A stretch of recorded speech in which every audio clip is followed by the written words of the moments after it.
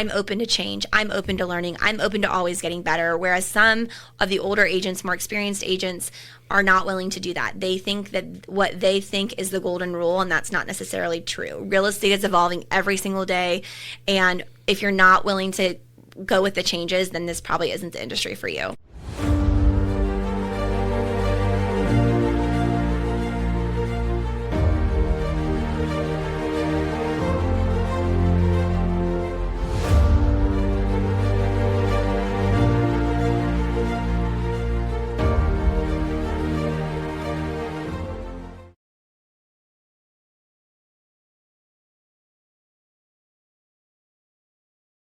Hey, welcome back to the Real Estate Excellence Podcast. This is Tracy Hayes, your host. My guest today is someone who has earned her seat at the table twice, once in California and now again here in Northeast Florida. She's a Navy wife, military relocation professional, founder of the Anchored Real Estate Group, and one of the most community-driven agents I know. She has last on episode 45, and a lot has changed since then. So please welcome Allison Chance to the show.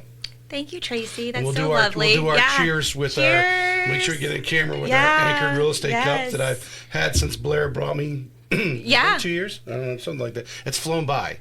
I know. It's really crazy. And when you reshared my episode from about 4 years ago, I think it was January of 2022. So that's 4 years ago. Yeah. And it was so awesome and such a great reminder to go back and really, I listened to it. I watched the episode again and just really enjoyed going back and reminiscing and just seeing how far we've come. And I remember, in the episode I talk about my kids, I think being, 6 and 3 or 6 and 2 or something, which they're now 8 and 11.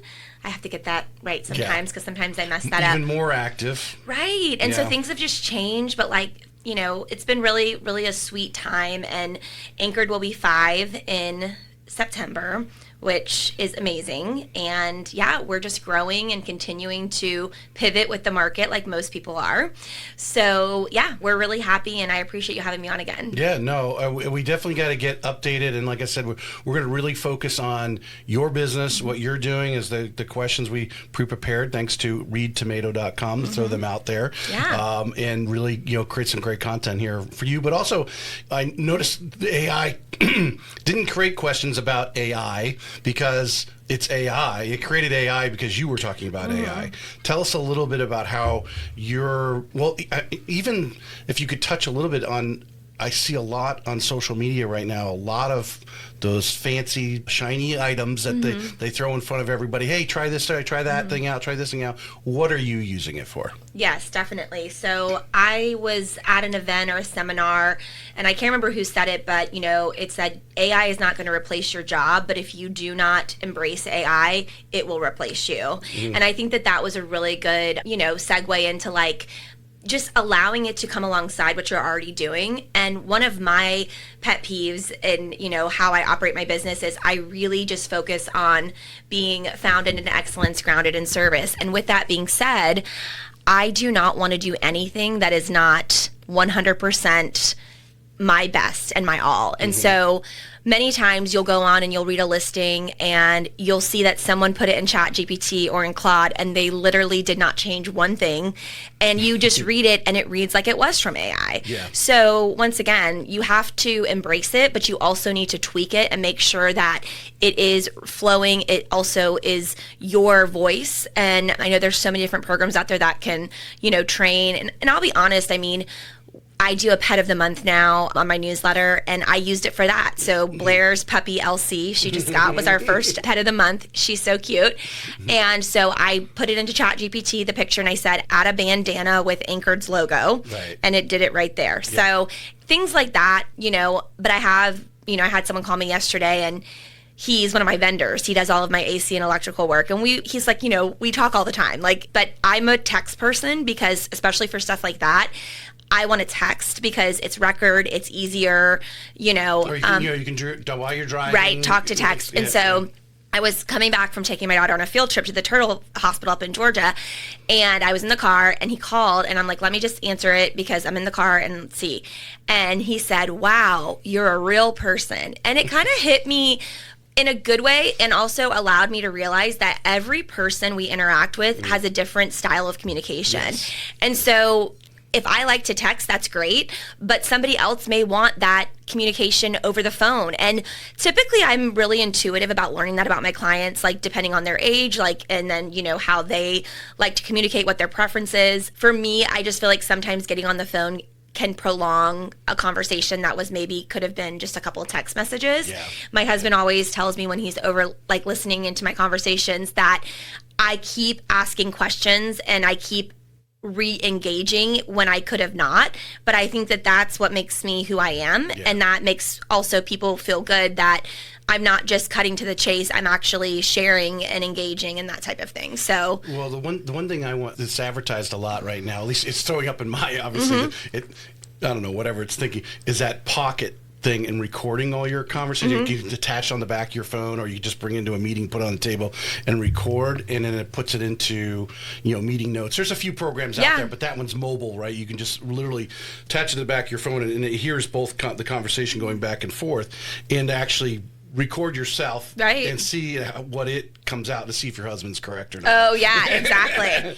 Well, so when I answered the phone with my vendor, he said, wow, you exist. He's like, when the phone first picked up, I thought it was an AI bot or something, because that's a new thing that people are doing as well. You can have on your Instagram where if you are not available, it will say, do you want to interact with Allison's bot? And I don't know that I'll ever go to that because I'm very big on connection and relationships, but you know, once again, people want immediate action. They want immediate access. And as we grow, it's getting harder and harder to do that. There are a lot of companies out there, because I've talked to them, that are literally, you know, even in the loan officer world, where they want to basically have it on your phone as a real estate agent, say here, and hand it over to them, and and the app is going to be taken by an AI bot. Right. So, but then you wonder, like, you know, the conversation, the recording of the conversation, you know, technically, do you need approval from the other party? I know when I use Zoom and we do the meeting notes, which is very helpful, you know, it will do a disclaimer like this meeting is being recorded.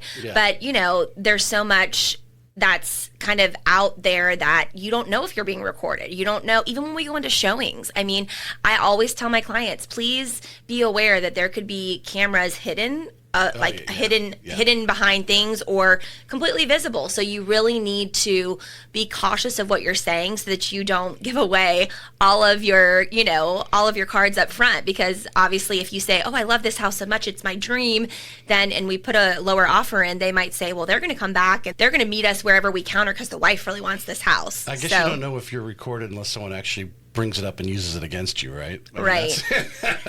Right. I think we all have to think we're, you know, especially in this, like, I mean, that's what they're selling now is, hey, record all your conversations, which goes back to what you were saying initially about AI, and you're going to get better input. And I'm working on a project right now, and I started talking to it. You know, I've got a headset over there with the mic and actually verbalizing it, because the more it hears you, it's picking up on being you. And your tone and how you would say something, or what words, vocabulary, phrases, exactly. There was actually this ad, it was actually about the book reading app, where you can actually take a picture of a book and it'll pull it up and it'll start reading it to you. Oh, wow. Well, one of the voices you can use is your own. Oh. And they're advertising that, oh yeah, I just talked to it for about 5 or 6 seconds, and then it picks up my voice, and it sounds like you reading it back. That would be really cool for like military families, like if the husband or the dad or the mom is deployed, and then they could do that. They do it like where you can record in the book, but I feel like that could be really cool because like maybe the kid develops like they like Dogman now, and then the husband or the wife could read on Dogman and just kind of have that connection. Yeah. I mean, there's no doubt that like AI has changed our lives, you know, for the better, for the worse. I mean, like anything, there's pros and cons with anything, but I do think that it's really changed a lot of things, and it's going to continue to change. It's an evolving process. All right, let's jump back to Anchored. Yes. From, well, you said September of 21 is when you formed it. I think it picked up because I did actually, you know, I put in there, I took the transcript from last time, and it picked up on there. We were bragging about Blair having her first year, had 18 sales at the time. Right. Tell us what's going on differently for you guys. You've grown. How have you developed as a leader of the organization, and what you've learned about yourself? Definitely. So obviously, like, many, companies in this industry, the real estate industry, whether it's lending, title, inspectors, and real estates, there is a lot of movement, in the sense that whether it's someone relocates out of the area or they decide maybe real estate isn't for them. So we have had some staffing changes, over the years, but they've all come with, challenges, but also silver linings too. So I really enjoyed, getting to meet new people and mentoring people, and sometimes realizing that, before I sit down with somebody or when I sit down with somebody, I've been able to refine my skills and my questions when I interview someone to really explain, hey, this is what this is really like. So, and almost giving them the down and dirty because I don't want them to be disappointed when they get their license and then they don't love it. So Blair, though, has obviously, she moved down here, post-COVID to start a new job, start a new career, and she's just been such a blessing to Anchored and to me because it's really important to have somebody that you can rely on. I went to Hawaii for spring break. My daughter was born there. We were stationed there for 18 months back in 2000. I saw it on your social media. Yes, I know. And then I got really sick. I got the flu there. My son got the flu, and then I got back and I got pneumonia, and then we were there during this awful storm. So there was just a comedy of errors, and I couldn't believe it. I mean, the hotel was on a generator. I mean, just, wow. We're in paradise, and essentially it's, we maybe saw the sun 3 of the days that we were there, but we really were traveling around and going back to our old places and really enjoying that. But not having Blair and Sarah, who is one of, our assistants, it would really be impossible to have this job. One of the blessings about being in Hawaii is I was on Florida time, so I would essentially kind of wake up and the kids would still be sleeping, and I was able to do work. I wrote a couple offers while I was there, obviously I tried to schedule all my closings to not be during that week because I do like to attend my closings and be there just in case anything comes up. But having Blair has been a great addition, just not only professionally but personally. She's a great friend and a loyal team member. Well, it sounds like you went as any young team gets going, and it's in this business, you're all self-employed, right? So you sometimes it's like herding cats, right? You bring them in and you don't know, and then you start to figure out, this characteristics of this person, this fits in our mold. I need to look for more people like that person and not that other person. And obviously, I think every team leader from the best in the area have all brought in a bad apple at one time or another. They kind of had to. Right. And to be honest, we've been so lucky. I feel like we haven't had any bad apples, because I have never been looking for anyone. I have always, everyone that's come to join Anchored has come through organically, meaning I wasn't putting an ad out. I wasn't looking for anyone. It was just that at that moment in time, someone reached out and we connected, and that's how it all happened. So Sarah actually reached out to me. I think it was in November of 23 maybe, and she was going to UNF, maybe 24. She was going to UNF, but when she reached out to me on Instagram, she literally had already been licensed. I think she was 19 or 20, and she literally had gotten her license, done the licensing course, gotten her license through the state, done the fingerprinting, everything, and she was ready to put her license somewhere. And I was so impressed because most 19, 20-year-olds wouldn't be doing that. You know what I mean? They would be essentially coming to me saying, what can you do for me? And she came to me completely ready to go, and I was so impressed. And so Sarah joined us and has been amazing at open houses and our marketing and just a lot of things that I can task her with, and she delivers. And I think that's one of my faults as a leader is delegating. I really, even at the age of 37, almost 38, I feel like I'm not that old, but I am. And I still have trouble. And you're young, girl. Yeah. Sometimes my body doesn't feel it. I know. But I struggle with the fact that I think that no one else can do it as good as me. And that's a really good quality to have because I have such high standards, but that's also a detriment to just my life and family life and well-being and all of that. So let's drill down on it because it's always a hot topic. I think it's an important topic because I live it. My wife is very similar in that way. And the only way to truly grow and do the production that you really want to do is to leverage a Sarah or a Blair, or create this team or something around you. What have you learned in the last 5 years as far as that? What are some of the things that, the first few years you wouldn't, but now you're your year 5, you've been, what are you spinning off? So I also tell people when they call in, and then obviously there's different, like I got a call on the way here. I have a military family. She's moving from Virginia Beach here. I didn't get all the details yet. I'm going to call her back later, but I don't know how they came in. I don't know who they were referred by. And so there's a lot of qualifying questions that I like to ask. I feel like sometimes I try to take on as much as I can when it's not good because it's a friend of a friend or it's someone that we used to be stationed, with in California or Hawaii. And I have learned that the best experience that the client is going to have may not be with me, meaning they're still going to have access to me. They're still going to be able to call me and ask any questions that they have. But maybe it's better that Blair is the lead agent on that listing or on that buyer because she can give more attention to them because her bandwidth is better at that time. But then there's been times where she's been really busy and I've had to step in for something. So it's really just looking, there is not a one size fits all approach. And it's really just looking at, okay, what's coming up? What do we need to plan for? And one thing that we do have is a team calendar that has all of our, events, our showings, our when we're out of town. And that can really allow us to plan for the future. And I try to at least have one of us in town when we are, working with somebody. And then obviously things come up. Sometimes over the holidays, we all have trips and we realize that we can't be everything to everyone. Yeah. And so that's when we have partners outside of Anchor that we've worked with in the past, other agents we've transacted with or that we've met at networking events that we have a really close relationship. So we can trust that if we refer those buyers out, we know they're going to be taken care of because we'd rather them be taken care of by someone outside of Anchored than not if we keep them in-house. Right. So that's something that we've done. And, I think it's great. And everyone we've referred to has been super grateful. And my husband said we should see if, maybe those people want to join Anchored. But I don't necessarily know that that's the right step. I think it's just, once again, everything kind of happens and flows and takes time.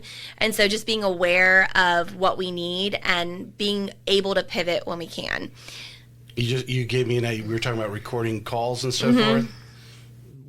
To record the call, assuming Blair is interviewing, doing a buyer consultation the same way, or at least asking the same questions. Yeah. You may tailor it to your own personalities, but if you were doing that, it would spit out a report the other one could actually review. You wouldn't actually have to sit down with Blair and go and then try to, right. Or even writing it down. It's like, boom, here's the report. This is what they want to do. This is what they said. This is, and then obviously you can go back and ask AI because it transcribed the whole thing.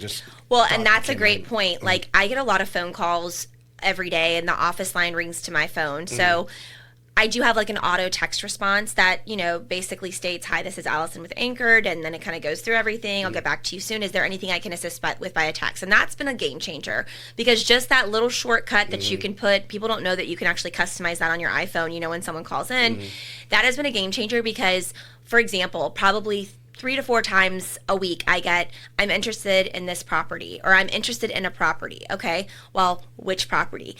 Because they're usually driving by a sign. Yeah. And then I can literally, before I even call them back, just share the link. And half the time it's over their price budget or, maybe it's not the beds and bath they need. So I've literally been able to help them without even getting on the phone. I'm happy to get on the phone, but at the same time, let's not overcomplicate things. Well, we want to leverage the technology. We want to leverage other people that are good at certain things so you can be more forward-facing. That's why you were doing it. Right. You had to be forward-facing with the client in front of you at the time. Right. So, yeah.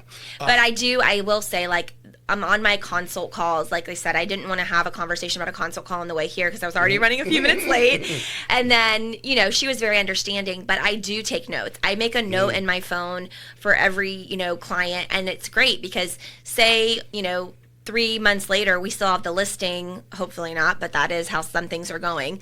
And an agent's there, doesn't read showing time, and it's like, what's the gate code, right? I don't even have to go anything. I can literally just type in the property address in my notes. It comes up, I've got the gate code, I've got any other information. And so, once again, that's not really Follow Up Boss. We have that too, but we don't leverage it. It's just sometimes you can't, sometimes there's too many apps. Sometimes there's too many things. And sometimes you have to just simplify things. And why make it harder? A note works perfectly for that.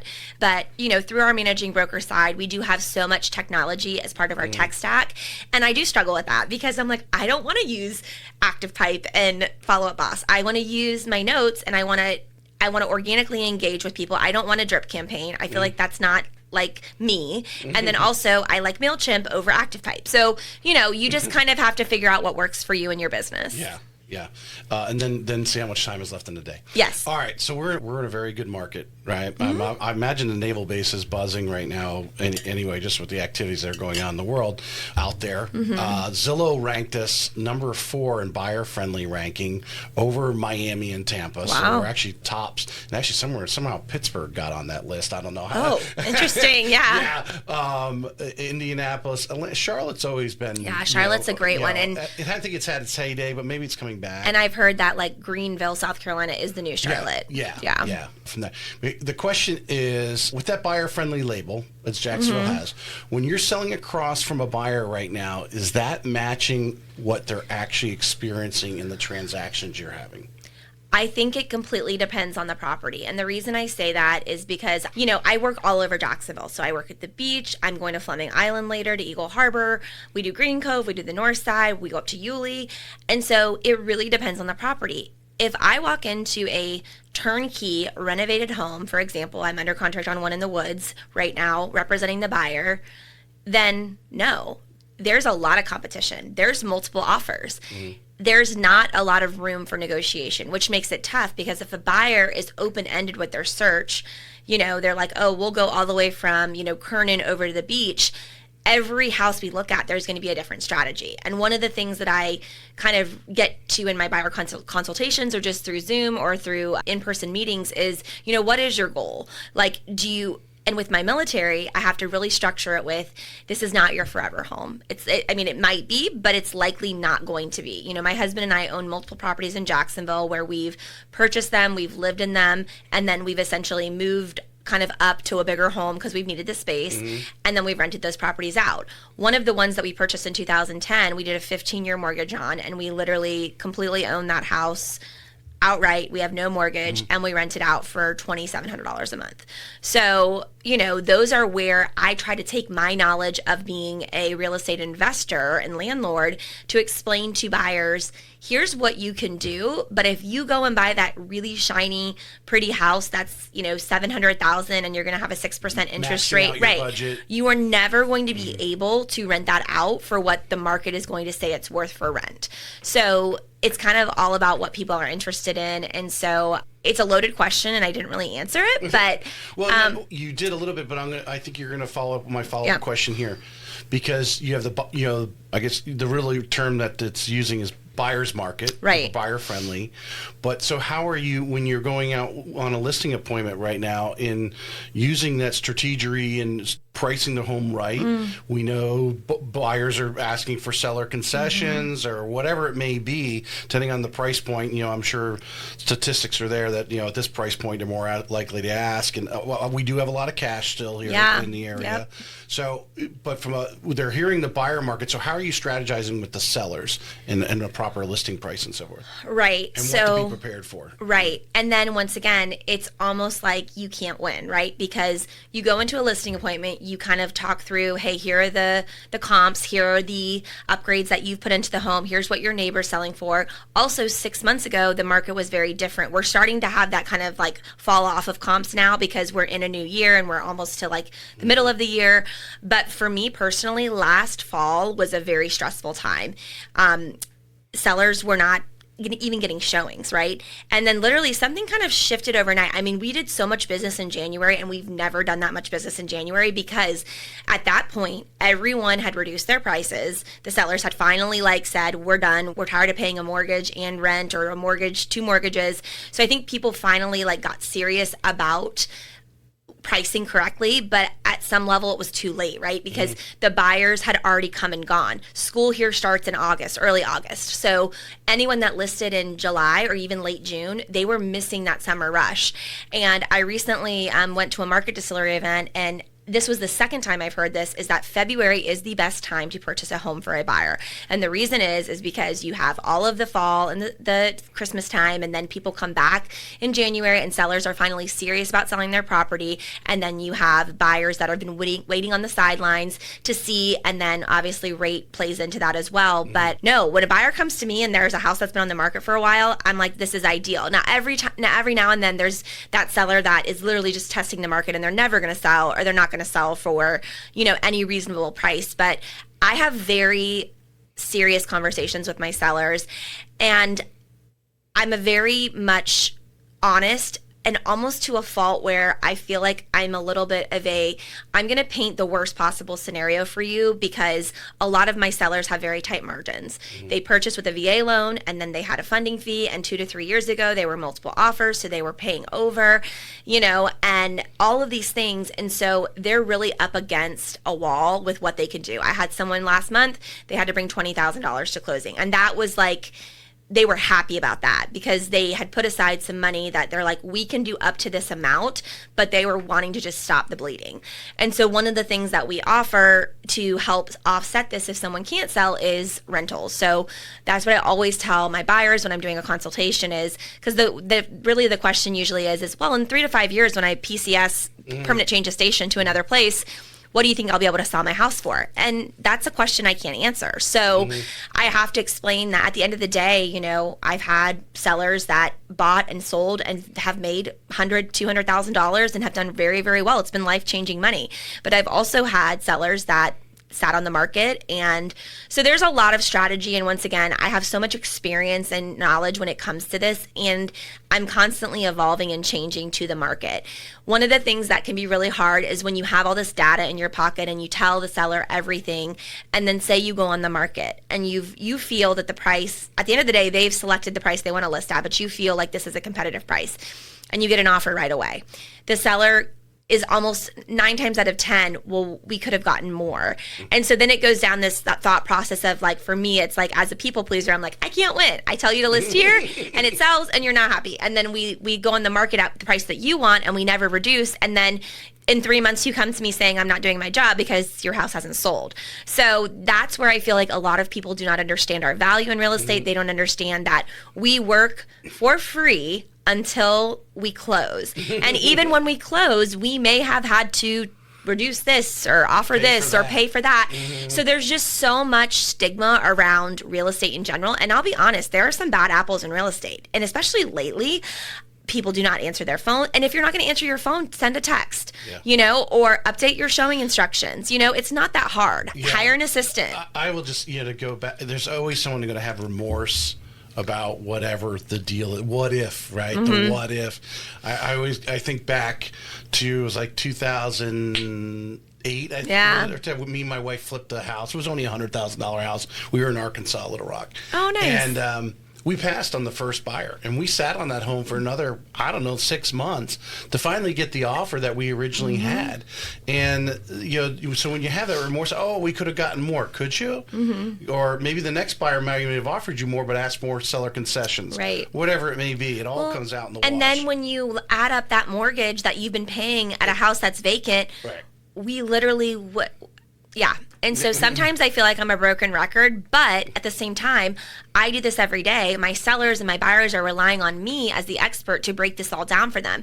And when I spend time and I lay everything out, then it makes sense, and I feel like I can be on the same page with them, and that's what my job is to educate. And so once I usually kind of lay it all out, I do get a little bit more of a response like, oh yeah, that's a great point. So it's just, once again, education, communication, all of the things. Well, share this part with us, because you brought it up about someone had to bring $20,000 closing. The importance, if you were talking to all the agents in Northeast Florida right now at an EFAR event about watch where you're bringing some of these sailors, airmen, whatever, into new construction areas where if they're going to still be building 4 and 5 years from now. Right. And that's actually an email I sent to somebody this morning who's not military, but it's a listing in E-Town, and we have Everrange that's about to open up because, brand new park group neighborhood. And they're going to be offering a brand new house. It's probably going to be more expensive than what your listing is because it's, even for similar square footage, it's brand new. But they're going to offer a rate buy down, and they're going to offer closing costs. And at the end of the day, the listing price isn't as important as what the closing costs. And, because obviously changing the listing price doesn't change the monthly payment very much. Obviously, if someone's buying a home and staying there for 10 years, it's kind of irrelevant. It's more important on the rate or the closing costs. So, I feel like the new construction has been a stress in the sense that there's a lot of like shady dealings where it's like, hey, what do you want to pay every month? And then it's like we work backwards to get a payment where that's on unimproved land, and then next year the tax bill goes up, and then I get a call that they owe $3,000. So I've been very intentional that I don't, every builder has their preferred lender, and that's fine, but I want to know what that monthly payment is going to be when it's an improved. Well, I'm just talking about just really educating your buyer. Okay. That, hey, are you going to get a new orders in 2-3 years? Right. Because they're going to be building here for 5 or 6. Right. And you're going to be battling against that unless you're going to keep it to rent. Right. It. And I think that that's really the discussion. And a lot of people, I feel like most people in general are very 50-50 on new construction. A lot of people love it and see the value in it, that it's getting a brand new home. And I have to remind them that it's a brand new home, but it's built by a human. It's not perfect. Mm-hmm. They do get a warranty. There's exclusions for that. And then a lot of people don't like being in an HOA and close to their neighbors. So I feel like I've seen a lot of my military clients specifically move away from new construction because they are, I don't know if it's the next generation or where we're at, but people want land and they want more privacy. But then on the flip side, I have, people who are like, we want a splash pad and we want a playground and we want, and so it really just depends. And that's where taking the time to really learn about their family and what their goals are. And if they do plan to rent it out, then I think new construction is a great option because they're going to get a low rate. It's a brand new home that's going to have lower insurance, and then their monthly payment's going to be lower, and that's going to be attractive to a renter coming in. Nail down quickly for me the pricing strategy. You said you had some buyer's remorse, but go walk us through when you're going out on a listing appointment. The stats have Jacksonville's down about 6%. Mm-hmm. They said it's not from negotiations, it's just, overall. And obviously, it depends on what part of town, what subdivision, you are in and all. But on average, it's down 6%. You've called it this one of the biggest mistakes you're seeing, obviously, is pricing. When you're sitting down and having that discussion, what is if you can maybe even walk us through maybe a recent listing appointment that you had talking about this. Mm-hmm. So one of the first things I do when I'm doing a listing appointment and getting all my paperwork together, a lot of people will do like fancy CMAs, and I'm not saying that we don't do that, but I actually use a one-page sheet. Keep it simple, stupid is what I call it. and it basically has the following information.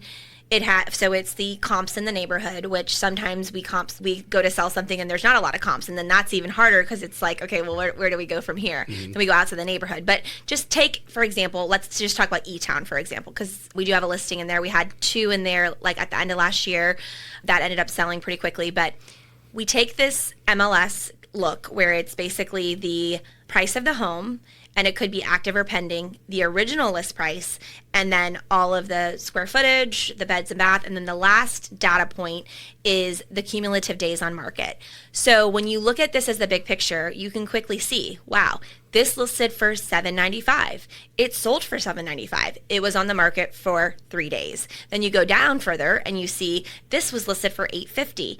And now it's reduced to $795, and it's been on the market for 160 days. So once again, there's going to be outliers and you're going to see different things, but that to me is the most telling data of where we're at in your neighborhood with comparable houses, especially like in a new construction resale environment like, Tamaya or E-Town, where we pretty much know what we're going to expect. Now, for neighborhoods that have been around a little bit longer, maybe like, Jack's Golf, where it's a little bit more of a custom home, seeing a lot of renovation in Jack's Golf right now, and like Queens Harbor and Deerwood, Deer Creek. So those are neighborhoods that the values are a little bit harder to comp because maybe they've gutted the whole thing and redone it, or they've put a pool in. And so really like looking at all of that. But when it comes to, just your standard listing, that to me is my most telling feature, because then I'm sitting in front of the seller and I'm like, look, you can list here and you may sit on the market for 6 months. Like, do you want to be show ready and have your home ready to show for 6 months? Or will you be okay with this price that you may end up getting in 6 months anyway, and you've been less inconvenienced and you're done and you can move on to the next thing? Every seller has different motivations. Some need to sell for, either a death, a divorce, a job change, but other people are, well, it'd be nice to have a bigger house, or it'd be nice to have a smaller house, or it'd be nice to live at the beach. So that's where it's also really, really important. I have one right now that we just have to sell sometime in 2026 because of the tax implications if they don't sell this year. So we are going into it with a very like laid back strategy in the sense that we're going to list here, and it's at least now, right? As we start getting into fall, right. It's a vacation. It's a vacation rental, so it's still income producing while we're not. And then that's also tough because our showings are limited because we can only show when the home is not rented. So, but that's our goal. So that way we're literally saying, okay, we're maximizing everything that we can do. And then meanwhile, we're looking at everything else that's listing. And that's the other thing too. I'll go to a listing appointment, I don't know, maybe a month before we list. And I don't decide on the list price or send the listing agreement, which is probably not a great thing because there's nothing binding that seller to me, but I'm very big on trust. We don't really decide on the list price until right before we list. And the reason for that is what if your neighbor puts their house on the market for, $50,000 less than what we're going to list for? We have to readjust our strategy because that's just not going to work. You know what I mean? Yeah, for sure. I had another question off my formatted questions came up, but then I lost it. No worries. We'll go there. I mean, I get it. There's a lot to talk about. Because I know the 850 and the 795. That's right. Yep. Okay. Same neighborhood, similar house. That's what you were basically comparing. It's a comp. And is the 850 seller thinking that someone's going to come in and go, well, they want 850. This one sold for 795, but let me offer them 810 or 815. Right. Maybe they'll come down to that. Right. Is that the attitude that the seller has, that someone's going to come in and at least make an offer and they're going to get $20,000 or $30,000 more than that other house? Right. And I think that that's like a great strategy. But then if that's happens for 5 months and your mortgage is $5,000 a month, you're not getting traction. No one's coming to see it because of the price. Exactly. Yeah. And now we're a stale listing, and now we're sitting vacant, which is always a concern because you can have issues at vacant homes.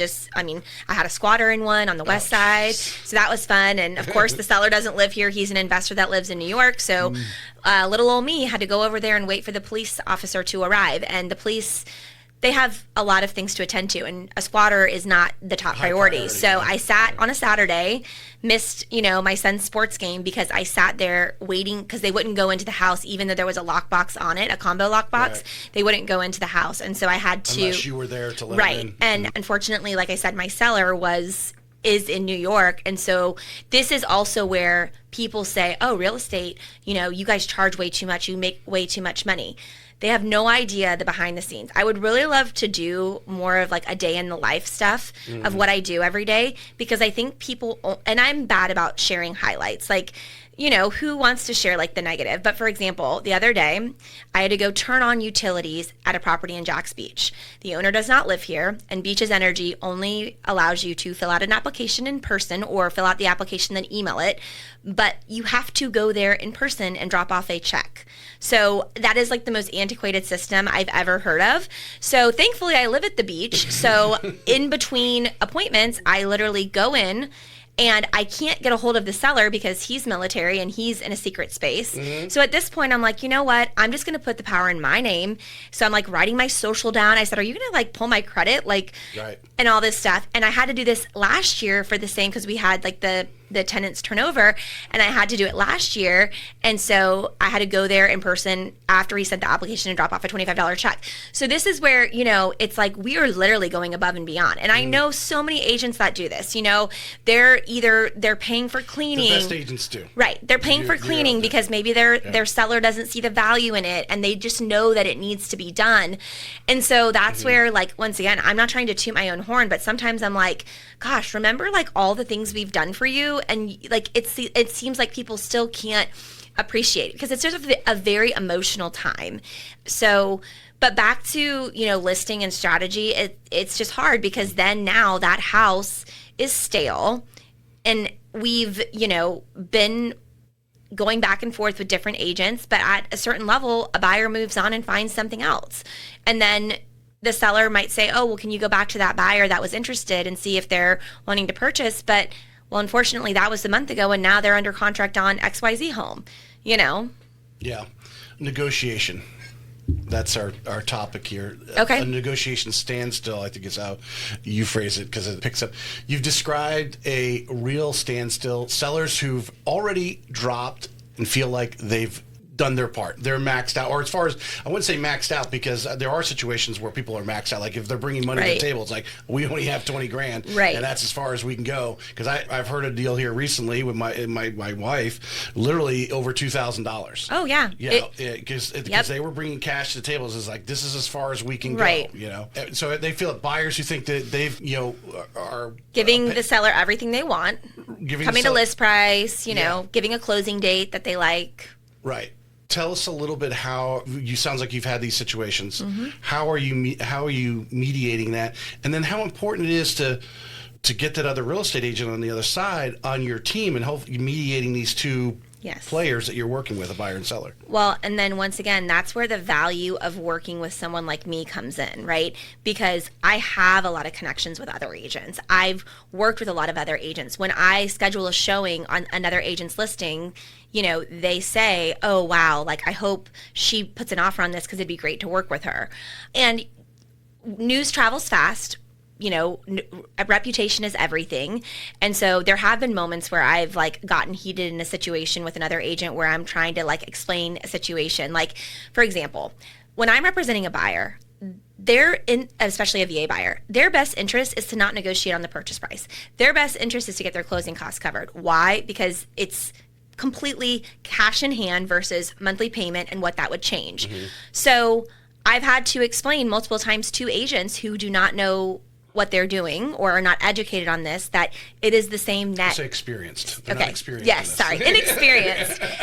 It is the same net to the seller, whether we do this with this or this with this. And it's like their mind kind of opens up, and, obviously even maybe there's the little bit of difference with the percentages with commission and other fees because it's it's percentage based, but it's minimal. And I'm like, and your neighbors will be really happy with you because you didn't take a lowball offer. You're still giving the buyer a great deal, but it's still preserving values in the neighborhood. So, but this other house that I just got under contract, I literally would not have gotten the list or would not have gotten the contract for my buyer had I not known the agent. And the reason I say that is because I was at the house with other agents showing the property. So there was already this pent up demand. And I knew that whether the house was worth it or not at that price, it was going to go, and it was going to go quickly. It listed on Easter weekend, which, I kind of had said in my mind, I'm not going to work on Easter Sunday because I do value my family and having a break and having a rest. But part of me was very nervous. And had it been another agent that I didn't have a relationship with, I probably would have shown it and put an offer in because I wouldn't be able to rest knowing that my buyers would have maybe lost out on this house. So we see the house on Monday, but like I said, we go there and there's another agent, which also just creates some stress and whatnot. So we immediately get the offer in. And then obviously, your buyers trust you and, there's this mutual trust, but there's oh, is the other agent bluffing that they have another offer just to try to, pent up interest and get multiple offers. So there's just a lot of unknown, and that makes people nervous. Well, so do you, in a situation like that where you knew there was probably going to be other offers, are you putting an escalation clause in there? So in this particular case, we did not do an escalation clause because it wasn't a multiple offer situation. There was another house that a buyer was interested in, and the agent told me up front, we're not reviewing any offers until Monday at 7:00. Well, I thought, okay, I had time on my hand. You know what I mean? And I obviously didn't because of the fact that that house went under contract the next day. So before 7:00. Right. So basically I called him and said, hey, I have a buyer, a military buyer that's literally retiring out of the military. All he wants is to be on this street. This is where he wants to be. And so he's like, well, that's great, but we're going to have an open house on Saturday and Sunday and we're not reviewing any offers. So when someone says that to you, you take that word and you're like, okay, well, there's really no point for me to put an offer in. And also I really don't want to get an offer in ASAP because then that's just giving more leverage to him to say, wow, we've got 6 offers and you should do this. So we don't. And then of course my buyer sees it go contingent on Zillow, and I immediately called the agent and I said, oh my gosh, what happened? You said you weren't presenting anything. Well, we got an offer that the seller just couldn't refuse. And once again, we would have put in a great offer, maybe not, a cash offer, but I'm going to say what I think that agent should have done. You tell me what should that selling agent done at the moment in time of receiving an offer, a good one, but it's not 7:00 on Monday yet. Right. And that's what's in private remarks on MLS. Yeah. So first of all, I would have never done that. I would have never put, knowing it's a good listing is one thing, but don't put the cart before the horse, because now you've literally and I think it was priced under market value, and that's another strategy to create all this like drama over it, where everyone's just losing their mind. And then the worst part about it as a buyer's agent is I never can recover from that, because now my buyer is never going to see, he's always going to be comparing the homes we see with a property he could have never had. Always. So, and then that same buyer, I go out and show a couple more houses. And once again, he has time on his side. So it's a little bit of a different situation. We go see a house. I literally get a text from the agent before, which was a great courtesy. Hey, we're in negotiation with an offer. Okay, great. Like, good to know. But like, once again, negotiation with an offer and having an executed contract are two separate things. So we're in the house. He loves it. It's beautiful. So I start texting the agent. What do we need to do to make this happen? He loves the house. Oh, I'm so sorry. They just accepted the offer. Where are they? These, to me, is such a disservice for their sellers. It is. It's such a disservice, because also, and this is a strategy. So before I went to Hawaii, I had a buyer that was relocating from Gitmo here to Jacksonville. She's 8 months pregnant, and she's moving here because of some health issues, and so they relocated her last minute. That pulls at my heartstrings. I've moved. I've been pregnant twice.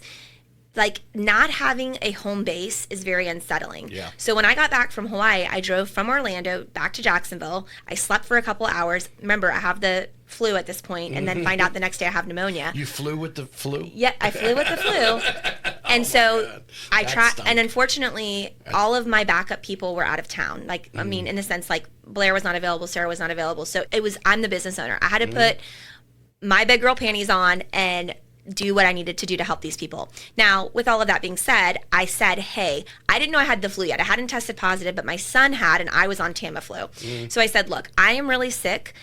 I will still meet you to show you these houses, because they had been waiting this whole time. And that was the strategy on my part, is I put in a showing request 2 weeks before I was actually going to show the property. But in my mind, as a seller, if I knew I had a showing filtering out there, I'm going to kind of wait, or at least you're going to notify me if you get an offer, because then at that point, maybe I can put something in or be competitive. So when I submitted that showing request, the agent texted me and said, well, it's really nice that you're showing that property in 2 weeks, but it'll be sold before then.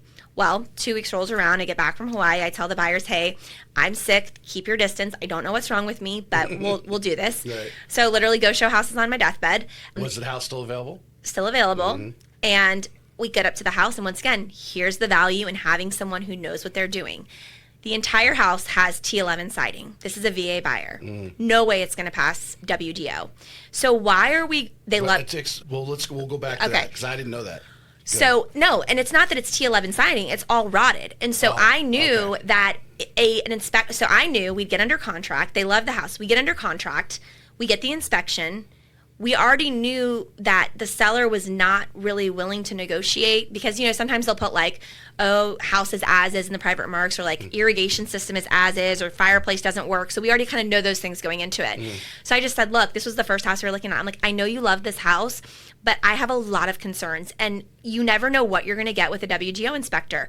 Okay, it touches the deck touches the house in one spot. Now that whole deck needs to be replaced. I had one in Middleburg over like in Doctor's Lake area. Cute little neighborhood. Buyers bought it sight unseen from Japan, which was a little stressful. Multiple offer situation. Melissa Ricks was the listing agent. There were 7 other offers. We got it with a VA loan, once again, because of the connection, because of the relationships, because of all of that.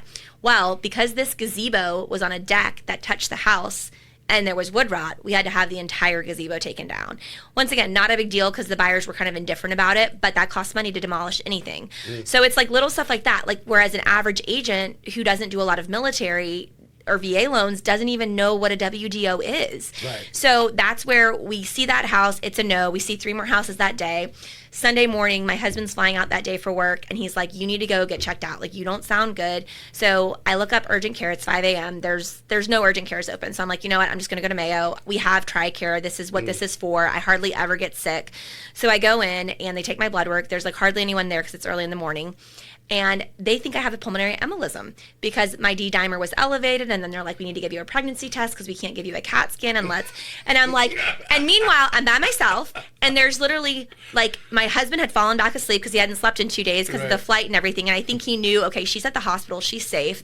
So like, I'm like, am I gonna die? Like, I'm literally having this moment. So they come back in and they're like, okay, you're not pregnant. I'm like, okay, thanks. I didn't think I was, but thank you for that confirmation. So then they take me for the CAT scan with the contrast, which is like super, I've had one before, but it was like super weird.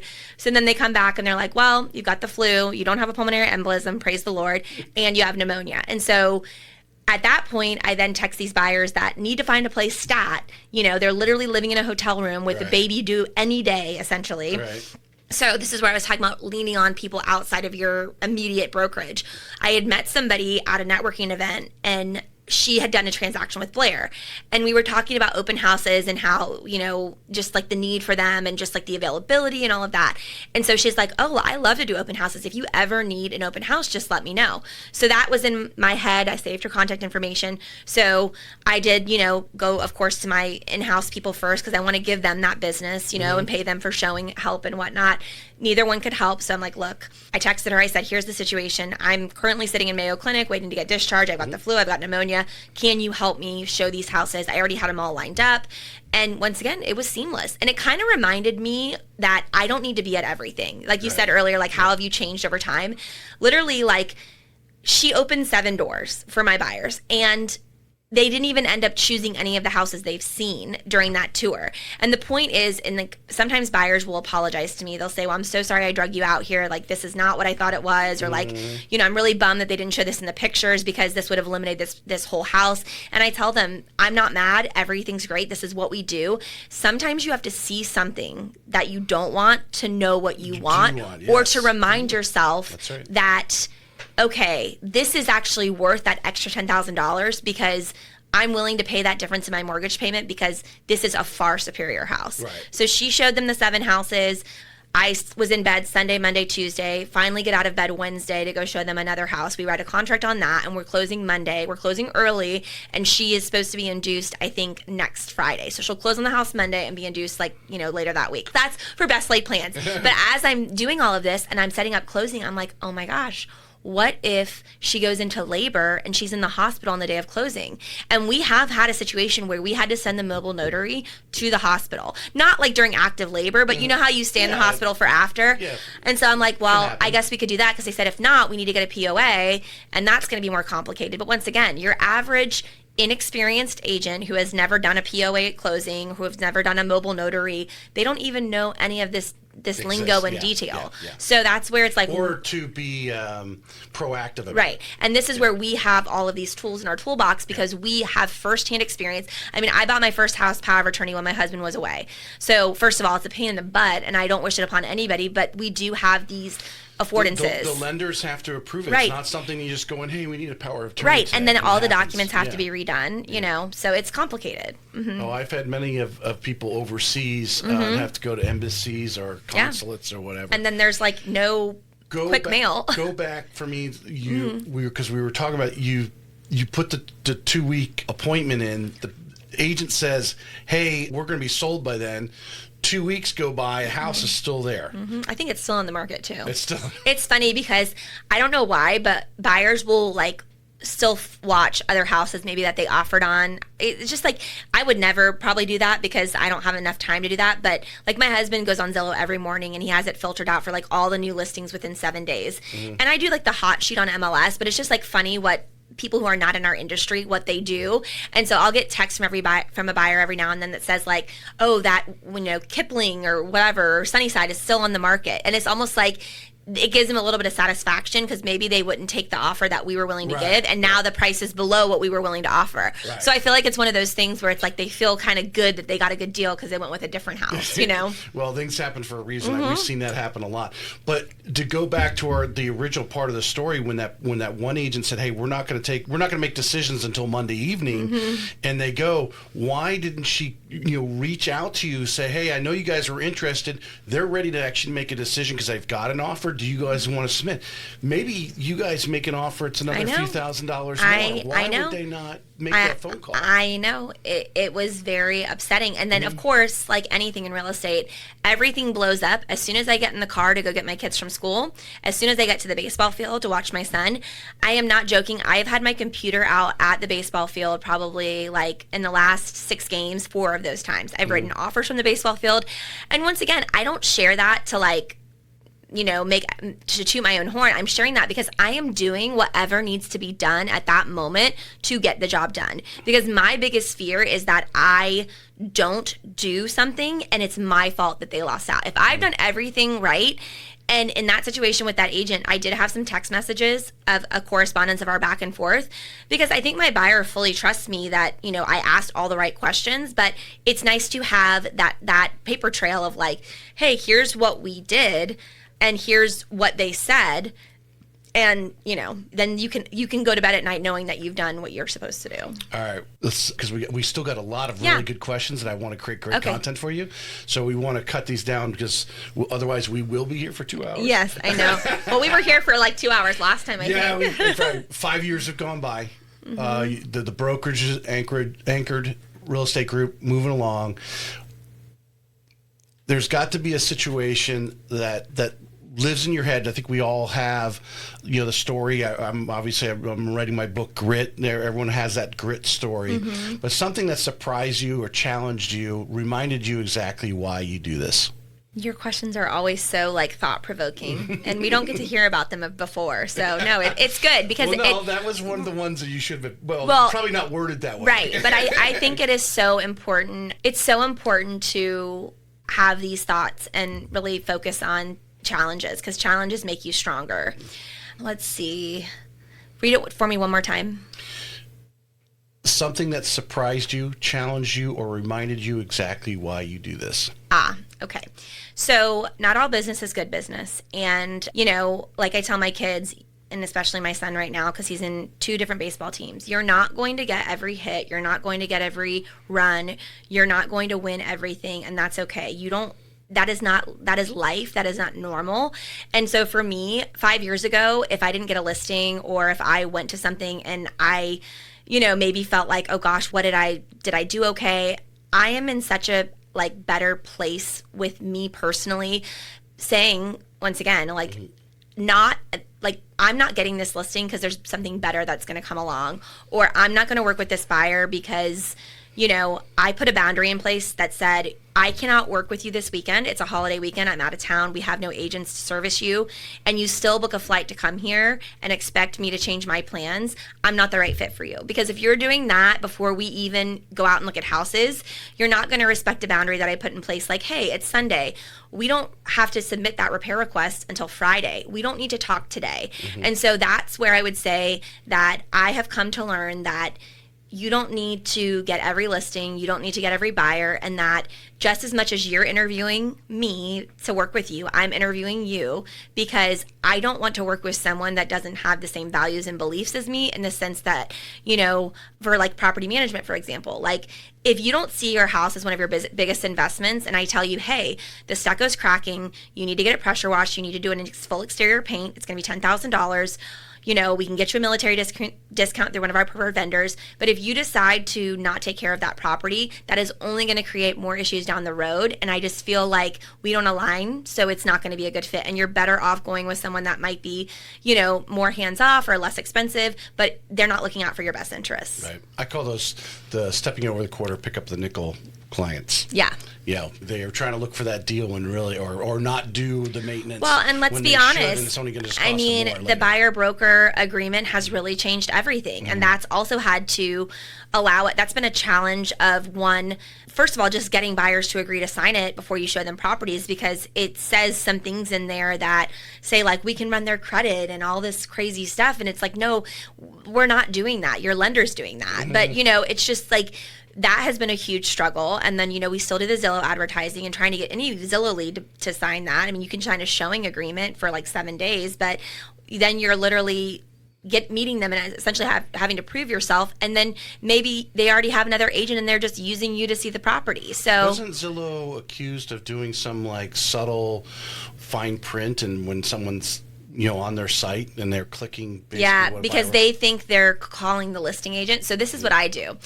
I actually go a step further because I treat others the way that I would want to be treated. So you call in on Zillow, I answer the phone, and I look up the property and it's available. So, okay, great. The property's available. Here's the details, whatever. They're looking at the same thing I'm looking at, but sometimes MLS, if it's active contingent, it shows different than pending on Zillow. So just kind of explain everything. Okay, great. Are you currently working with an agent? Oh yeah, my sister's friend is an agent and we want to work with her, but like we don't want to bother her. Okay, no problem. I'm going to help you out here. I love that one. And that's actually a quote. Right.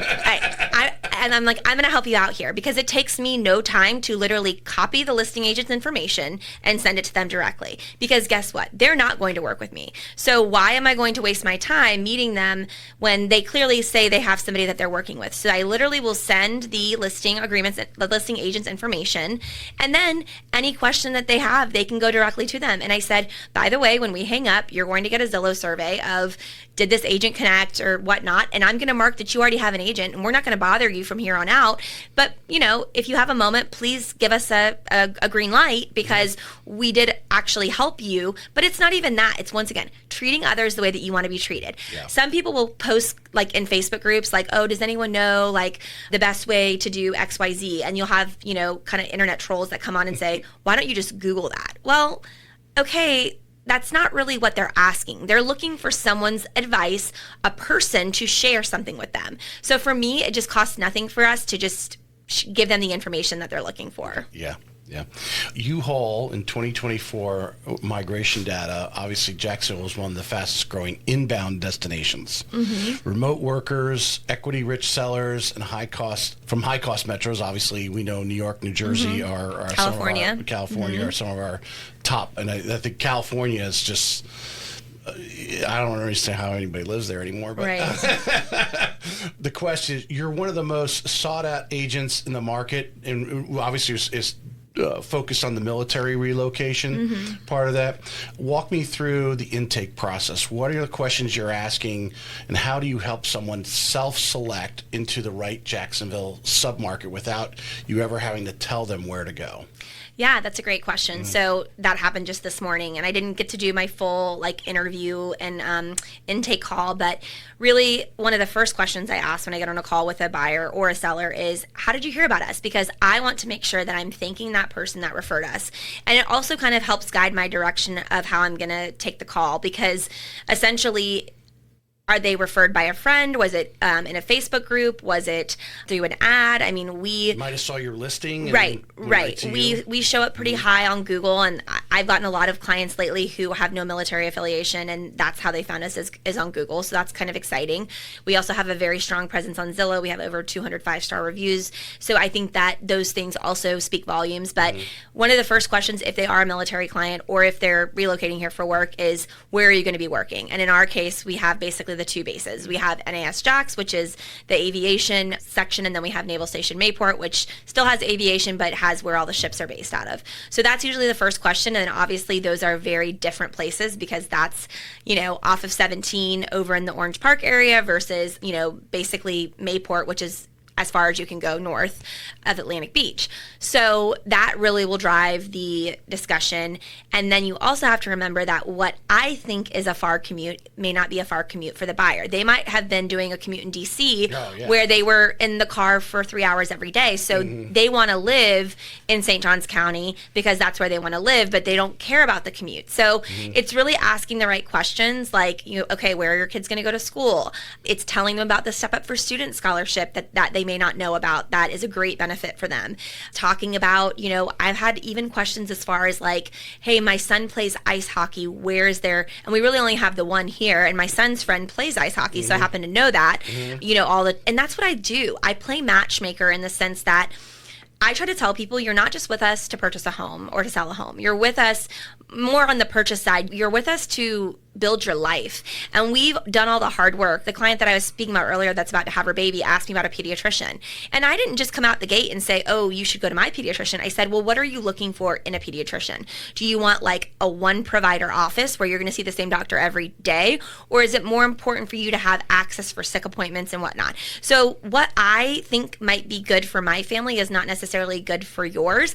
And so with my connections through Jacksonville Mom and just living in this area for as long as I have, I know that if someone really wants a hands-off approach, that this would be the doctor to go with. Or if they have this insurance, I know that they take that insurance at that doctor. So it's little things like that that really help create value for our clients. And, it doesn't feel like work for me because I'm literally providing a service that really is just invaluable. Now, I can just assume, and the others listening don't understand why you are providing that, like this is the doctor to go to, is because a lot of our military, they are moving here and their spouse is deployed and they're by themselves raising their kids and they don't know anyone. Right.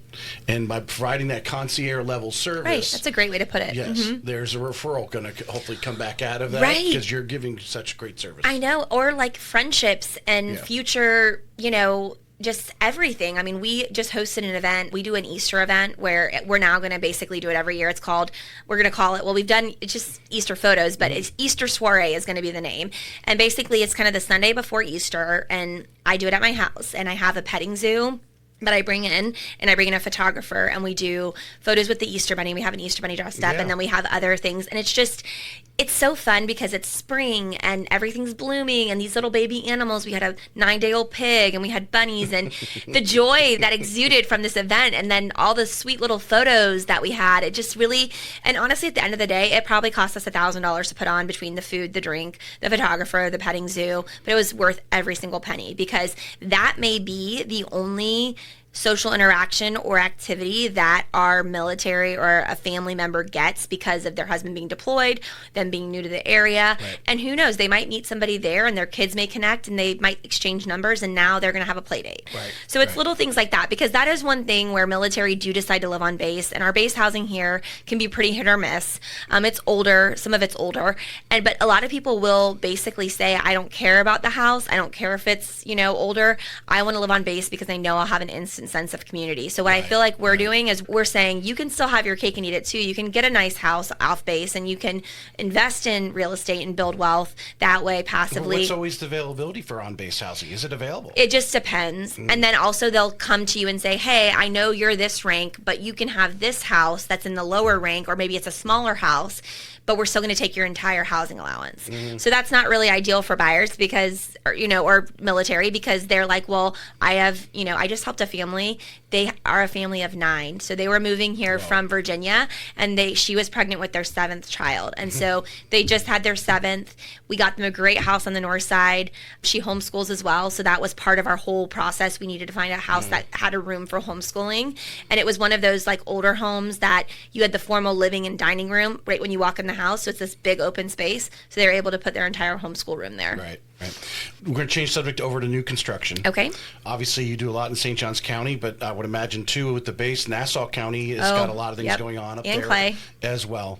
Just quickly, tell us the importance, someone who's these buyers who might be listening out there, or even an agent who might be listening, the importance to project. I saw this great video this morning, and I'm trying to remember it. I said to her, "That's a great video." Just don't go Heather Perez. I love her. Video of the importance in new construction to have representation. Oh my gosh, yes. Yes, share that, and why. If someone at one of these military families is moving in and say, "Hey, we're looking at new construction. We just want to go to the builder," but why is it important to have Allison? So I actually need to go look at Heather's page, and I need to recreate a video like that, because there's so many people that are on your social media. Once again, you can look at the metrics, but you don't know who's on your social media. You don't even know who within your sphere of influence that may want to buy a house. And the way it happens is very quickly. You're driving around, you think like, oh, let's just pull in and check this out. And you see this beautiful model home and there's a nice builder agent that greets you at the front door, offers you water and soda and snacks, and it smells good in the house, and it's like this instant like, oh, this is amazing. So people rarely start the process how they should, which is, calling me saying, hey, I want to look at this neighborhood, or hey, I want to buy a house that's a new build, here's our budget, or whatever it may be. So it always is backwards. They start where they see the house they want, and then we have to work backwards. There's so much that goes into new construction. I actually just went to a home that we have leased out to check in on it, and I talked to the tenants, and they had said, oh, we want to buy a house, and when it's time, we're going to work with you. Well, they had a 2-year lease. We're only 6 months into their lease, so I'm not checking in with them because they're not even in a position to buy a home. Right. So I walk in, and they said they wanted to share some information with me. Okay, great.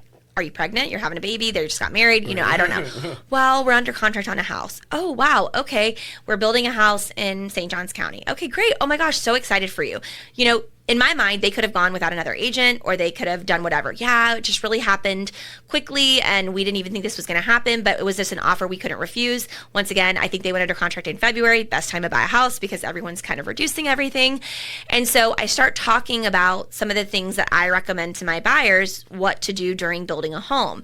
And their eyes kind of get wide like, oh, yeah. Wow. Yeah. And the best part is, well, not the best part, the worst part is they have an agent. So they ended up getting connected with somebody on Zillow when they looked at another house, and then that agent said, oh, well, I can help you here and here and here. And maybe they had signed a buyer broker agreement, so they were bound. And so that agent has not essentially really done their job, or maybe doesn't know that you can get inspections during the phase of the build, that there's a slab, a drywall, a framing, a whatnot.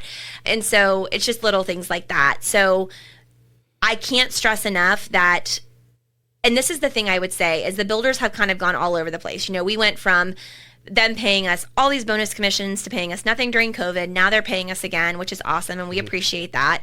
But from my understanding of every builder I've talked to is that if you and I, Tracy, go into a model home If Tracy and I go into a home to buy the same house, and Tracy's unrepresented and I have a realtor, Tracy and I are paying the same amount for the house because the real estate commission is not necessarily tied to that purchase. It's a marketing budget that the builder has. So I make sure to tell that to my clients because they think that they might get the house for less because they don't have to pay a commission. However, that's not the case. And I think some builders might do it where the side agent might get a higher commission. Once again, we don't know the inner workings. They operate differently than us. Yeah. But it is in the marketing budget. But the point of it all is that I actually am working on a deal right now with somebody who kind of did the same thing. They came to me, but I then immediately texted the agents that are at the site and said, hey, I'm her realtor, and some of them would say, no, they have cameras, you didn't show up with her, you can't do this. But once again, I do feel like to deny someone the right to have, because going under contract is just the first step. And that's what I try to tell people, you haven't even realized what my value is, because until we finish this, there's so much that happens along the way. And by the way, you could get under contract 3 times and then Actually, I think in new construction, there's a lot more after contract. Right, exactly. So we're working on a deal right now, and I basically just pushed the envelope of like, what can I get this buyer? And we got a verbal green light, and we're waiting on the contract to be sent. And someone told them as a VA buyer, they were looking at a couple different neighborhoods. The side agent said, oh, it's a 5% deposit, no questions, like we're not changing it. Well, guess what? They're paying a $3,000 deposit because at the end of the day, all of their closing costs are going to be covered by the builder. Right. And why are they going to put all this money out and have it sitting in an escrow account for the next couple months when it's just going to come back to them anyway? Like, just think through it. 100%. And you have to have you don't know that agent, you might have worked with them just a few months ago on another deal, and what they'll sell that house for. Right, so exactly. Maybe you are going in there and saying, oh, you want $500, but we're going to offer you $475 because you just sold one a few months ago. And I do explain that it's in your best interest to just not negotiate off the purchase price, and the builder really doesn't want to negotiate off the purchase price because they want appraisals and values to keep going up. Yeah. So it's a win-win because they're going to like literally give you all the credits in the world. Yeah. 100%. Yeah, no, losing out if you're not having and again the better representation you can get, someone experienced like you know what, or maybe it's up in Nassau County and you call a Melissa Ricks who's right there. Hey, what is that builder doing? What do you know they'll do for you? Right. To get that kind of information. And then like back to the taxes and the unimproved land. I mean, I don't think a lot of people know about that, and that was actually on the news a couple months ago, and it, hopefully more people are aware of it. But what's happening is people can't afford the house a year later because the payment goes up, because the taxes get reassessed. Well, I worked for a major builder, and we had a calculation to predict what the taxes were going to be. But you can't definitively say. Yeah, you can't definitively say. And really, the county still is, when they give you, they have their little calculator. That's not anything set in stone either. But definitely just the conversation of, hey, your payment is going to go up next year. Yeah. So. Yes, true. Just to prepare them for that. All right, cost of ownership. Yes. Obviously, we have insurance. How early in the process are you getting with your client to work through, or really, as we know here in Florida, we used to wait, a week before closing. Hey, call and get insurance. Oh, no. You're getting it right. It's literally either happening right after we get under contract, or even almost when we put an offer in. And I'll send an email. I'll copy the buyers. They get my vendor list, but it's the concierge. Once again, I will schedule the inspection. I will do all of that for you. And you really don't have to do much. Now, if you want to be more hands-on, you can be more hands-on. You can use whatever vendors you work with. But, I send that email. And then once the inspection, we'll get the quote of what it is. Then once the 4-point and win mitt come back, which once again, are agents even getting their buyers win mitts and 4 points? Because do they even know what that does? So we'll get that. We'll send it back. And today I actually got one where I'm trying to get a new water heater because it's 20 years old. And I'm getting a denial, which is awesome, because the seller said, we're not fixing anything. This is as is. Well, any buyer that walks through the store is going to need a new water heater. So you might as well take the buyer that's currently here, that's going to close on May 1st as a cash buyer, that's going to have no other restrictions. So once again, do people even know to ask for that? Like, of course I don't want a denial. I want them to be able to buy the house. And then, of course, she'll replace it after she moves in. She'll have 30 days to provide, a receipt and photo, and we'll be good to go. Yeah.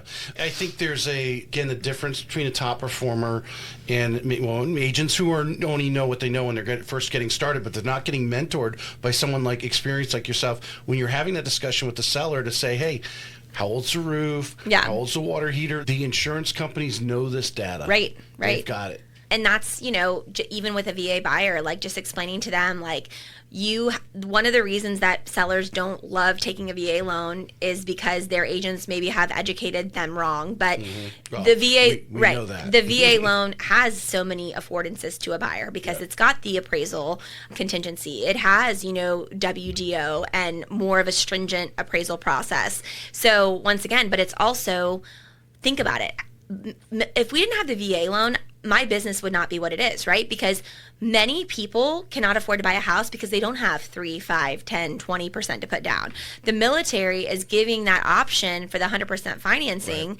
And so it's a huge benefit, but it's also, a very big risk for a lender because they want to make sure the value is there. I don't think enough of the VA buyers on existing homes utilize, I believe it's $6,000. I've offered it, but no one's taken it, where you can get that new water heater done because it's more energy efficient, or a new window put in, or whatever it may be. Yeah. And they're not taking that $6,000. It rolls into the loan. Right. It's part of the loan, but it's like, hey, this is an expense that you may have, and it's 6 months from now. It's going to basically, minimally change the payment. Right.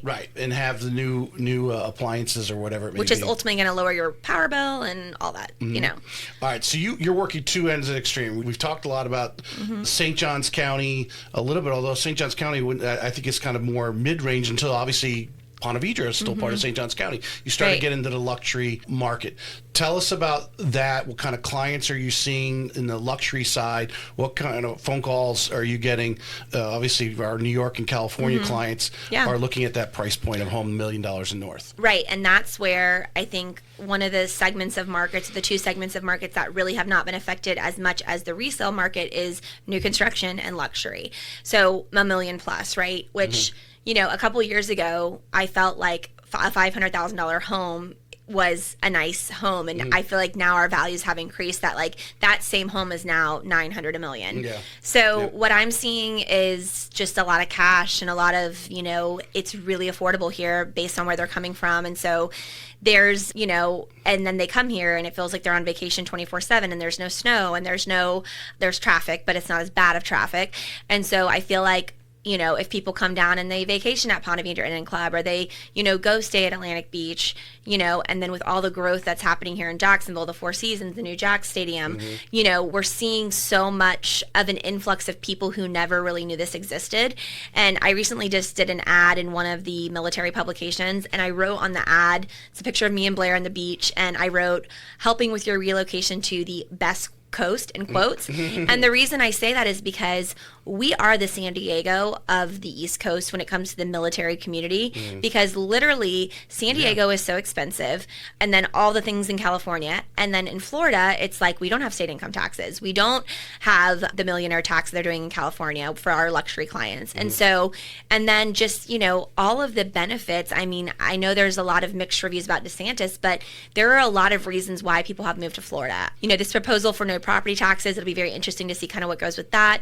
The new like abolishing HOAs is interesting, because I feel like that could be something that is very interesting and kind of concerning on both sides. And then also like the ADUs. I think ADUs, accessory dwelling units, are a huge benefit to our area, but once again, it can kind of affect like drainage, and because if you have too much of a piece of land with property on it. And I know in Atlantic Beach and some of the other beach towns, if you go to build a pool, there's like requirements for the pavers and how much pavers versus grass or other material that you can have. And so there's a lot that goes into it, but I do feel like banning ADUs is a disservice, because we are a very multi-generational area. My mom actually lives across the street from me, so she doesn't live in my house, but most people want to have a separation, or we have a very... Or you get older and you've only got one parent left. Right. And, they're getting to a point where they can't be on their own. Or you have a situation where you have two working parents, which is more common than not, and you have an au pair, or you have a live-in nanny. Right. For me, I've never even explored those options, because our house isn't set up to where I would be comfortable, because I would want them to have their own space. So I think it's really cool, like what we're seeing in the legislation, and obviously that's going to continue to drive the market. But I mean, as far as, I have a listing in Ponte Vedra right now, it's, north of Volano, great listing. I think the one thing that people underestimate with beach properties is the amount of upkeep that it takes to keep them running. And that's one of the reasons that my sellers are selling this house. They're also kind of, in that retirement age, and they're kind of done having the Airbnb VRBO model. But ACs last 2 to 3 years. Roofs, the exterior paint, the salt air, what it does to the property. But the reality is that land is just a hot commodity, and people want to live on the Ponte Vedra Boulevard. They want to live on Ocean Avenue in Atlantic Beach. And so they'll pay for it, and they'll buy a tear down, and they'll spend, 2 years drawing plans and making it perfect. We had the record sale in Atlantic Beach that happened I think it was a year or two ago. And that was, I think, 19. It was listed for 19. I think it sold for 16.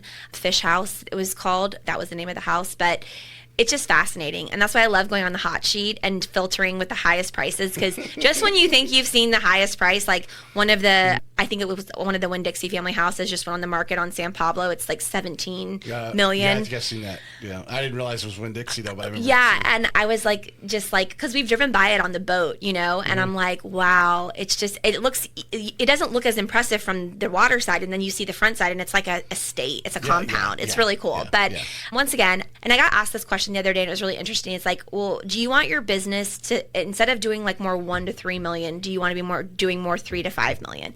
And the answer is no. I actually love my makeup of my business in the sense that I get to do a little bit of everything. Like right now, I have a condo that I'm selling to a friend's mother who recently lost her husband, so she relocated to California.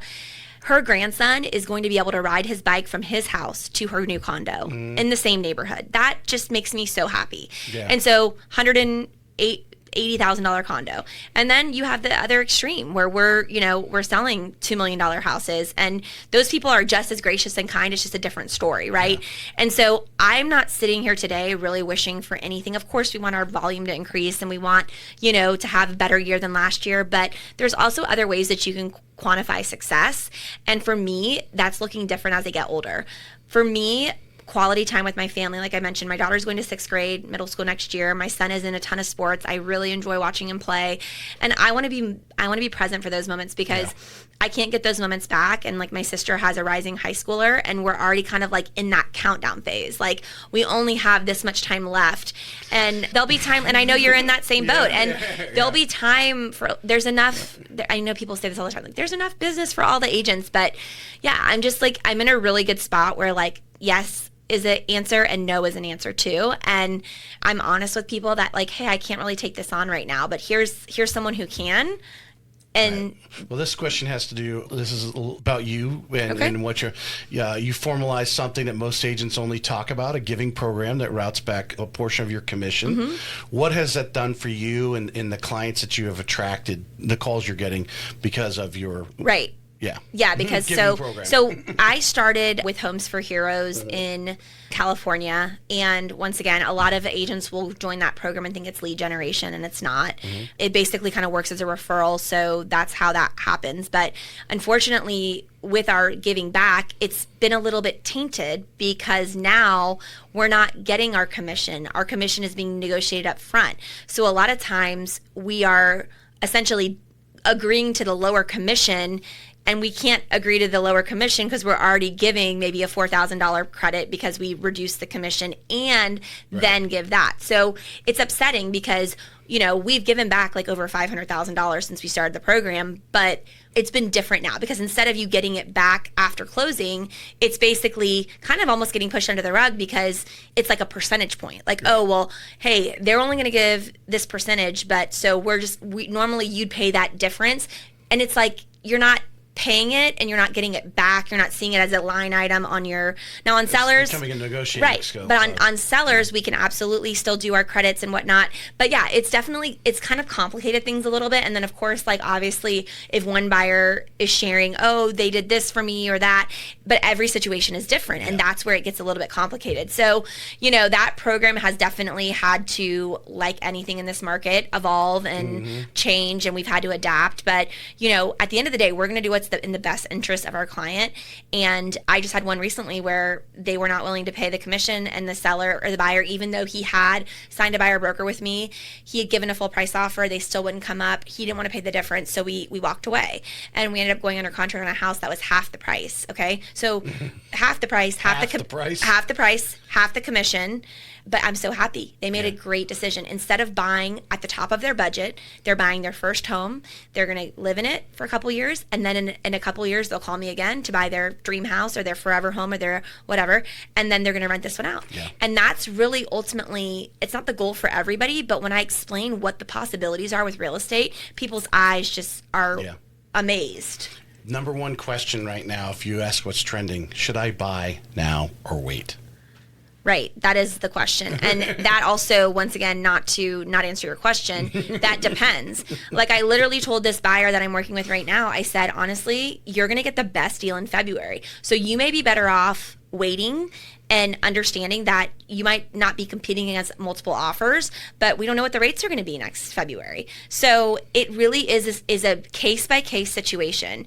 Maybe you're in a lease right now and your early termination fee is 2 months rent, but you just got a great deal on a new build where they're like, hey, if you sign today, you get a 4.99 interest rate. That's what a lot of them are doing right now. Then of course you should take the deal. But that's where having an agent that's looking out for you and having that agent's connections through lenders, through title companies, through inspectors, through all of these things. I am only as strong as the people that I work with. And if I work with someone who doesn't have the same work ethic as me, doesn't take care of my clients like I do, it's going to be a poor reflection of me. And overall, even if I do everything right, they're going to have a bad experience. So that's where it comes back to who you work with matters, from the agent, from the inspector, from the insurance broker. Everything matters, and it's so important. Well, this is the last question I have to finish this up, but it dwells on that part, as well as go back to what we originally were talking about, AI. NAR in 2025 reported that borrowers are spending more time than ever on independent online searches before they actually speak with an agent. Yet the satisfaction with agent relationships for buyers who work with a specialist are at an all-time high as well. It's almost as if AI has made the agent's expertise even more valuable. Right. And so is that the... Well, that's the... Okay. So AI tools can now give a buyer neighborhood comparisons, AVM, school ratings, and market trends reports before they ever even speak to the agent. What does Anchored Real Estate Group produce in a transaction that an algorithm generally cannot? Well, real experience and real, like I said, we've worked with buyers over all of Jacksonville. So if someone says to me like, hey, I want to get more information, or like, we'll connect them with someone we've sold to who's lived there for 2 to 3 years. They're going to give them the honest truth because they either love it or they don't, And as far as, I've had other buyers who say they're interviewing agents because that's what that's what Instagram and that's what ChatGPT is telling them to do. They even come with a list of questions that was generated by AI. And I'm like, oh my goodness.